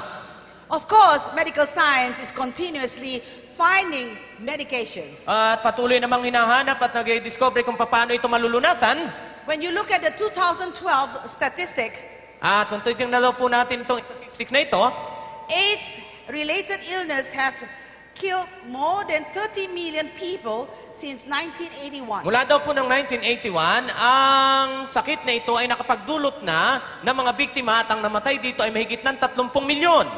Imagine half as many deaths during the World War II. Ang 30 milyon daw pong ito ay kalahati na ng biktima nung nagkaroon ng gera noong ikalawang digmaang pansanlibutan. And then it says that it is estimated that 1.1 million Americans are among the 33 million people worldwide who are now living with HIV, the virus that causes AIDS. At sa bilang na ito, kabilang na daw po dito ang 1,100,000 kataong Amerikano ang merong sakit na ito. Okay, so now, what is the treatment for AIDS? Ano daw po ba ang kagamutan dito sa sakit na ito? You know, that's what we call HAART. Ito daw po ang tawag dito, HAART. That is an abbreviation of highly active antiretroviral therapy. Ito po yung banggit. So that means you have to combine at least 3 active antiretroviral medications for AIDS patients. Sa madaling salita, dapat daw po pagsamasamahin ang 3 uri ng gamot na ito para magkaroon po ito ng magandang pakinabang sa iyong katawan kung meron kang ganitong sakit. Okay, now the goal of AIDS cocktail, that means this mixture of these 3 Ang mithiin daw po antiretroviral, nitong 3 gamot na ito sa isang taong may AIDS, it is to reduce in the blood so that the blood cannot detect that the person has AIDS. para daw pababain ang mga virus doon sa dugo para naman ito po ay hindi ma-detect na meron siyang AIDS. And then also the goal of the treatment is so that it will not progress, that At they will not get ang ginagawa daw po- sarcoidosis, they don't have tuberculosis, and so forth. Opo, para daw po hindi na mas lumala pa ang kondisyon ng isang taong meron ito. And also, the goal of this treatment is so that their immune system is going to be improved. At dahil nga dito sa 3 pinagsama-samang gamot nito, isa sa nagagawa nito ay pinalalakas at pinagaganda nito ang immune system ng isang taong may sakit na AIDS. And then they will not have further complications. At para hindi na daw po sila magkaroon ng iba't iba pang komplikasyon sa loob ng katawan. But remember, it is not a cure. Alalahanin daw po natin na hindi pa rin ito kagalingan o gamot. So they just reduce it so that they cannot be detected in the blood, but they are still HIV Sabihin, virus. nabawasan lang para hindi daw po ito mapansin, hindi ito ma-detect, pero nananatili na meron pa rin silang mga virus ang tinatawag na HIV. Because there is no cure for HIV At AIDS. dahil wala daw pong kagamutan at kagalingan sa HIV AIDS, We can definitely say AIDS is considered as pestilences, the sign of Christ coming in the last days. masasabi natin na itong sakit na ito ay talagang masasabi natin na may dideklara natin na ito ay talagang peste o salot bilang tanda ng ikalawang pagparito ng ating Panginoong Jesucristo. So we can see the fulfillment of the prophecies. So makikita daw po natin ang mga katuparan ng mga hula He showed that Jesus is coming soon. na ipinapakita nito na ang ating Panginoong Jesucristo ay talagang napakalapit ng So dumating. this is the time we need to prepare. Kaya kinakailangan ngayon sa mga panahong ito tayo This is talagang the handa. time when we need to share the goodness of salvation with others. Kinakailangan sa panahong ito atin ang ibahagi ang pag-asa ng kaligtasan sa iba. And be sure to remember, At kinakailangan nating alalahanin when we share the gospel, kapag ating ibinabahagi ang ebanghelyo, we have to see the needs of the people. kinakailangan alamin natin ang pangangailangan ng ating kapwa. Man as a social being, Alam natin daw po na ang tao ay talagang ginawa bilang man as nakikapagkapwa. an emotional being, At ang tao ay meron tinatawag na emosyonal na man pangangailangan. as a physical being, At ang pangangailangan niyang pisikal. man as a spiritual being. At kailangan niyang espiritual. By considering all of these things, At pag pinagsama-sama natin ang mga ito, our message can be more acceptable to people. Ang ating pabalita ay mas magiging katanggap-tanggap sa ating mga pinababalita. It is our hope that each one of us will become powerful instrument for the Lord. Ang ating pag-asa na lahat tayo ay magiging mabis at makapangyarihang instrumento ng ating Panginoon. I'd like to mention again that we give this presentation to Hope Channel and also to the Union. At muli pinapaalala na itong presentasyon na ito, ang paksang ito, kung nais nyo magkaroon ay lapitan So lamang po if you sila. need to have the copy, you go directly to them. At kung kailangan nyo po ng kopya, wag na sila inyong lapitan, kundi doon na po. Alright, shall we all pray? Tayo daw po lahat ay manalangin. Our graciously Father, O mahabagi naming Diyos, thank you so much, Lord, for another day of learning together. maraming salamat sa panibagong araw na kami natutong magkakasama. Thank you so much, Lord, for the good examples that you have given to each one of us. Maraming salamat sa magandang halimbawa na ibinigay mo sa bawat isa sa amin. That we need to teach, to preach, and also to heal. Na kinakailangan namin mangaral, mag-aral at magpagaling. Help each one of us, Lord, to follow the method of Jesus. Tulungan niyo po kami, Panginoon, na aming masundan ang kaparaanan ng aming Panginoong In Jesus. this way, the message that we have received from you can be more acceptable to people. Sa pamamagitan nito, ang pabalitang natanggap namin sa iyo ay mas magiging katanggap-tanggap sa mga tao. Help each one of us, Lord, with the power of the Holy Spirit. Tulungan mo po kami, Panginoon, sa pamamagitan ng kapangyarihan ng iyong Santong Espiritu. So in our witnessing activities, Sa aming pagsaksi, in our evangelistic activities, sa aming pangangaral, we can say the right words at the right time. at masasabi namin ang tamang pananalita sa tamang pagkakataon at panahon. And the power of the Holy Spirit, At sa pamamagitan ng kapangyarihan ng banal na more Espiritu, people will be prepared for the kingdom of God. ang maraming mga tao ay mahahanda sa pagparito ng kaharian ng Diyos. Thank you, Lord, for listening our prayers Salamat po at tininig nyo ang aming panalangin. that we ask in the name of Jesus Christ our Lord. Hinihiling kasi namin ito sa pangalan ng aming Panginoon Kristo na siya naming Panginoon. Amen. Amen.